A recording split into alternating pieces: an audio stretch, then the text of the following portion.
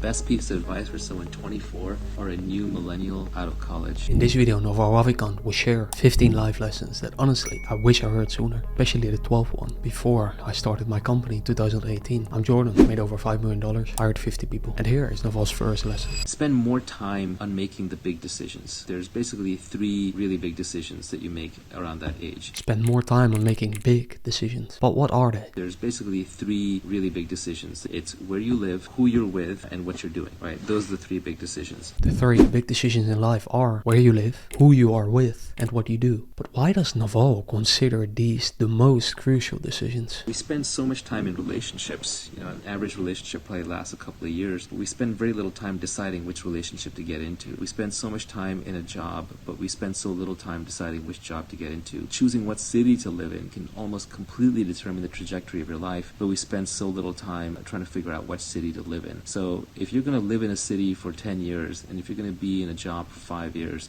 and if you're going to be in a relationship for a decade, you should be spending 1 to 2 years deciding on these things. These are like highly dominating. Think more about the few dominating decisions in your life. But I don't think the takeaway here is to follow that 1 or 2 years rule. Instead, see the consequences of those decisions in your own life so far. I think that is more important. And like Naval once said, if you want to make the wrong decision, ask everyone. But what other trap should you avoid? Those 3 decisions really matter, and you literally have to free up your time because the world will assault you with its own agendas, and you have to say no to everything and free up your time so you can solve the important problems. And those 3 are probably the 3 biggest ones. Or how I like to say it, distraction bites avoidance for the lazy. The main thing I did after making money was I seized control of more of my time. The world has infinite problems, but you only have finite time. And the great skill is choosing what to ignore and making the distractions like scrolling on social media effortless to ignore. More about that later. First,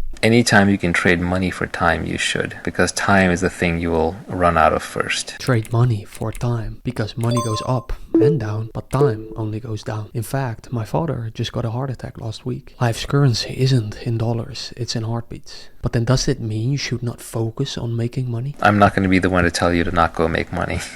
I was obsessed with it for a long time. I did it. I continue to do it. And I think that everyone should have financial security. Okay, but then does it mean you should sacrifice the what you work on in order to make money? Don't sacrifice today for an imagined tomorrow. And so if you can get into a job that you like, where you are tracked in your outputs rather than your inputs, you'll be able to control your time much better. And once you can control your time, you can allocate your time such that you're not wasting it, and you can live most of your days, not 100%, but most of your days as to what you want to do, and then you're essentially retired. Or how I like to say it, living for the weekend implies dying all week. Don't wait to live. Build a life that you don't need to escape from. I mean, isn't the ultimate wealth, job or business the one that feels like retirement? Well, before Naval talks about how to get there, first, what has he learn from the other big decision in life? What qualities do you look for in people when establishing a friendship? I mean, friendships, you don't want to be too rational and analytical about them because we are talking about friendships, but I think integrity is a really big one. You want to be able to trust someone that you're investing a lot of your time into. And I think happiness is a big one. I mean, you don't want to be around unhappy people.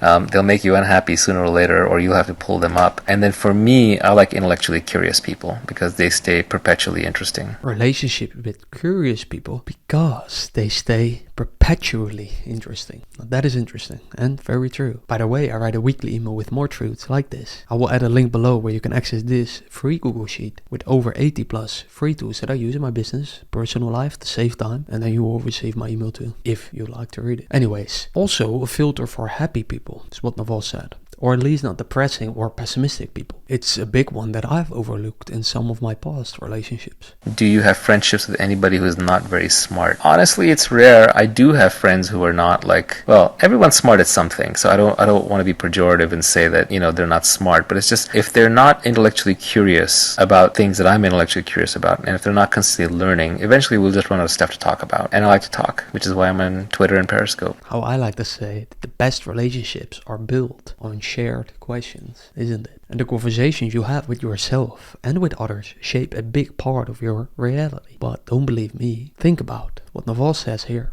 Just getting out of your peer group, because you copy things from your peer group. So retreats, vacations, trips, dropping yourself into completely new environments is really good, because if you shift up your peer group very quickly, you'll notice how, some of your desires no longer apply. Another way is just to kind of see how bundled your beliefs and desires are. If they line up very neatly with what everybody else around you, like your close friends, seem to want, then they're probably copied. That's true of that's true of your beliefs, like your political beliefs, your economic beliefs, true of your desires, etc. Your true desires survive in solitude, and your copied ones need company. That's what I think is true. A rule of thumb that I found to be true also is that copied desires often come with applause, and the harder you chase applause, the emptier it sounds. But also think about the following. Our desires are copied from other people, or socially copied, and I think that's an important one, and that feeds into Peter Thiel's whole concept of don't compete, because when you're competing with people, a lot of times really you're competing with them over things that you copied from them. Yeah.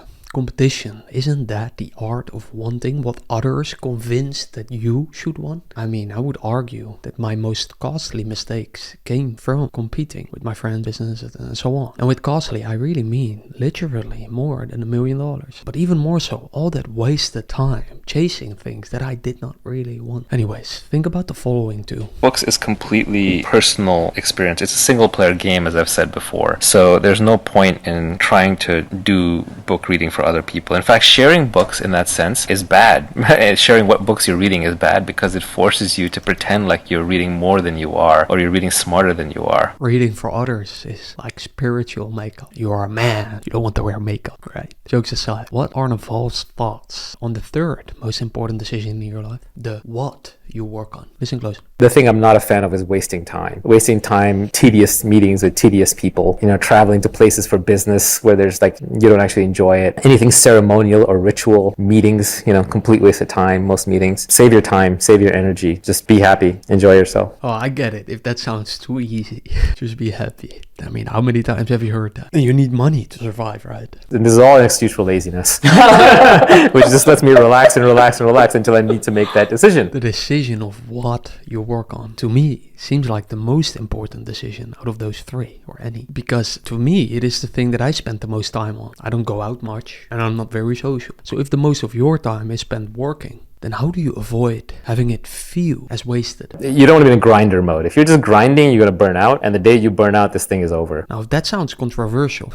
you're right. I mean, Alex Ramogi promotes hard work. I'm sure you have seen him. And Cristiano Ronaldo thinks that discipline is the most important thing, and many others. But what is the truth? Discipline is really overrated. Discipline is just you fighting with yourself to do something you don't want to do. I would say it's more important to find something that you want to do and that can be productive. But then how do you do those things you really enjoy doing and also making money from it? Well, Naval actually shares 11 truths that I found very insightful. It's one of my better videos. You can watch it here or not.